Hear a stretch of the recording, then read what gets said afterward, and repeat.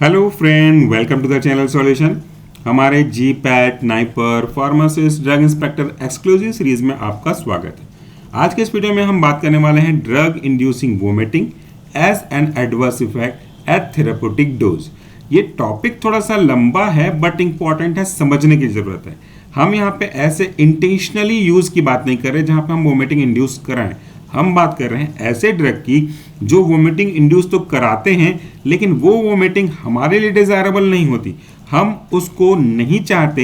यानी कि वो वोमिटिंग कैसी होगी? एडवर्स इफेक्ट पे। किस कंडीशन में? At therapeutic dose. यानी कि वो ड्रग का डोज बहुत ज़्यादा नहीं दिया जा रहा है, वो थेराप्यूटिक डोज के अंदर भी दिया जा रहा है किसी दूसरे पर्पज को सॉल्व करने के लिए, लेकिन उसका साइड इफेक्ट ये है कि वो वोमिटिंग इंड्यूस कर दे रहा है।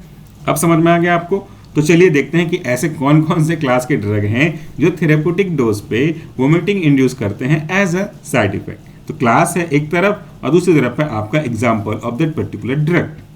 पहले बात करते हैं क्लास की। पहला क्लास है आपका कार्डियोवैस्कुलर ड्रग, यानी कि ऐसे ड्रग जो कि आपके सीवीएस सिस्टम पे काम करते होंगे। इट में भी एंटी हाइपरटेंसिव के साथ एंटी एंजाइनल या फिर सीएचएफ कैटेगरी के ड्रग हो सकते हैं। तो इसके कौन कौन से एग्जाम्पल हैं जो वोमिटिंग इंड्यूस कराएंगे? एग्जाम्पल है आपका डिजॉक्सिन, जैसा मैंने कहा सीएचएफ में डिजॉक्सिन यूज करता है। कैल्शियम चैनल ब्लॉकर आपके हाइपरटेंशन में यूज करते हैं। बीटा ब्लॉकर भी बेसिकली हाइपरटेंशन में यूज होता है। एंटी एरिथमिक ड्रग टॉक्सिसिटी बहुत ज़्यादा कॉज कर सकते हैं। एंटी एरिथमिक ड्रग मतलब ऐसे ड्रग जो कि रिदम को मेंटेन करने के काम आते हैं। लेकिन दिक्कत क्या है इस कैटेगरी के ड्रग के साथ कि ये खुद से ही एक एरिथमिया कॉज कर सकते हैं। इनकी एक गलत बात है। तो ये एंटी एरिथमिक ड्रग इसके अंदर है जो इंड्यूस कर सकते हैं वोमिटिंग को। नेक्स्ट है आपका डोपामिनर्जिक। पार्किंसंस पढ़ा ना आपने, उस केस की बात कर रहे हैं डोपामिन के फेसेशन के लिए। तो इसके एग्जांपल है L dopa, levodopa, bromocriptine, dopamine mediated, जो कि इसका स्पेशल डिस्क्रिप्शन है, ये वोमिटिंग कॉज करा सकते हैं। नेक्स्ट है एनाल्जेसिक ड्रग। ऐसे ड्रग जो कि पेन को कम करने के लिए लिए जाएंगे लेकिन एज अ साइड इफेक्ट ये वोमिटिंग कॉज करा सकते हैं। तो उसके अंदर है भैया पूरा क्लास NSAID जो कि गैस्ट्रिक इरिटेशन कॉज करेगा और फिर ये गैस्ट्रिक इरिटेशन आगे जा करके आपके लिए वोमिटिंग का काम कर सकता है। तो ये आपके लिए एक साइड इफेक्ट के रूप में होगा। नेक्स्ट है न्यूरोलॉजिकल डिजीज कंडीशन को मेंटेन करने के लिए जो ड्रग दिए जाते हैं वो कौन से हैं जो वोमिटिंग कॉज कराते हैं? एंटी कन्वल्सेंट जो एपिलेप्सी में दिया जाता है। नेक्स्ट है एंटीबायोटिक्स। ऐसे ये भी इंपॉर्टेंट है। एंटीबायोटिक्स ड्रग जब कभी भी कोई इन्फेक्शन होता है उसको मैनेज करने के लिए दिए जाते हैं। तो ये एक इंपॉर्टेंट पॉइंट है हमारे लिए। वो जो वोमिटिंग कॉज कराते हैं वो कौन कौन सी कैटेगरी है? ये है टेट्रासाइक्लिन, सल्फोनामाइड, एसाइक्लोवीर और एरिथ्रोमाइसिन। ये कैटेगरी के ड्रग, एसाइक्लोवीर एंटीवायरल ड्रग है।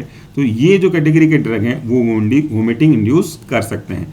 And the last one, the most important one, भैया ये तो तय है ही है कि अगर आप कीमोथेरेपी कर रहे हो तो फिर ये जो एजेंट हैं वो वोमिटिंग इंड्यूस कराएंगे ही कराएंगे। और इसके फिर फर्दर 3 क्लासिफिकेशन है। पहला है सीवियर, मॉडरेट और तीसरा माइल्ड। यानी कि जो बहुत ज़्यादा वोमिटिंग कॉज कराते हैं ये कौन से ड्रग हैं? Cisplatin, dacarbazine, nitrogen mustard. उसके बाद अगर आप मॉडरेट की बात करो तो इटोपोसाइड, मेथोट्रेक्सेट और आपका साइट्राबीन। ये सीवियर वाले पे थोड़ा ज़्यादा फोकस करिएगा प्लीज़, इसको याद रखिएगा, बहुत इंपॉर्टेंट है। नेक्स्ट वन है माइल्ड। एग्जाम्पल है आपका फ्यूरोयूरासिल, विनब्लास्टिन, विनक्रिस्टिन हमको विनक्यारोजिया से मिलता है, और आपका टेमोक्सीफेन। ये ऐसे ड्रग हैं जो थोड़े माइल्डर इन नेचर होते हैं लेकिन कॉज कराते तो हैं वोमिटिंग। इसके बाद अगला मिसलेनियस ड्रग, अदर कैटेगरी के ड्रग। एग्जाम्पल है ओरल कॉन्ट्रासेप्टिव ड्रग्स और एस्ट्रोजन जो कि हार्मोनल कॉन्ट्रासेप्टिव भी कहलाते हैं। तो ये था हमारा आज का वीडियो जिसमें हमने बात किया ऐसे ड्रग जो कि थेराप्यूटिक डोज पे भी आपके लिए वोमिटिंग कॉज कराते हैं एज एडवर्स इफेक्ट। ये जो पूरा टेबल है, इससे पहले के जो भी टेबल हमने यूज़ किया, आगे भी जो यूज़ करेंगे कुछ समय तक के लिए, उसे हमने अडॉप्ट किया है text book of pharmacology by Prasan R Bhandari, theme medical publisher. और इस बुक में से हमने लिया है इसे page number 491 with special permission. अगर आप इस बुक से संबंधित और डिटेल जानना चाहते हैं तो इसी वीडियो के डिस्क्रिप्शन बॉक्स में आपको इससे रिलेटेड लिंक्स मिल जाएंगे। अगर आप फार्माकोलॉजी पूरी टॉपिक के ऑनलाइन एमसीक्यूज को अटेम्प्ट करना चाहते हैं अनलिमिटेड टाइम, पूरी की पूरी फार्माकोलॉजी कवर हो जाएगी केडी त्रिपाठी के अकॉर्डिंगली फार्मेसी के रेस्पेक्ट में, तो वो भी आपके लिए पॉसिबल है। और कोई एक बार, दो बार, तीन बार अटेम्प्ट नहीं, अनलिमिटेड, यानी कि जब तक आपका मन करे, जब तक एक भी क्वेश्चन गलत ना हो रहे, तब तक आप चाहें तब तक अटेंड कर सकते हैं। कुछ करना है नहीं, सीधा प्ले स्टोर से सोशल फार्मेसी का मोबाइल ऐप डाउनलोड कीजिए, उसमें अपना रजिस्टर्ड मोबाइल नंबर दे करके एंटर कीजिए, नीचे में स्टोर का ऑप्शन होगा, वहाँ पे जा करके क्लिक कीजिए, फिर आपके पास कई सारे कोर्सेस आ जाएंगे, वहाँ से आप अलग अलग कोर्स की कंटेंट देख करके ज्वाइन कर सकते हैं। I will recommend you complete pharmacology का जो कोर्स है वो आप ले लें, उसमें पूरी थ्योरी मिलेगा, ऑनलाइन एमसीक्यूज मिलेंगे, ये टेबुलर फॉर्म में जो जीपैट के लिए इंपॉर्टेंट है वो भी मिलेगा, और भी काफ़ी कुछ आपको मिलेगा। बाकी आपको कुछ और कोर्स भी पसंद है तो वो भी आप देख सकते हैं, because choice is always yours. Thank you so much for watching this video. नमस्कार, टेक केयर।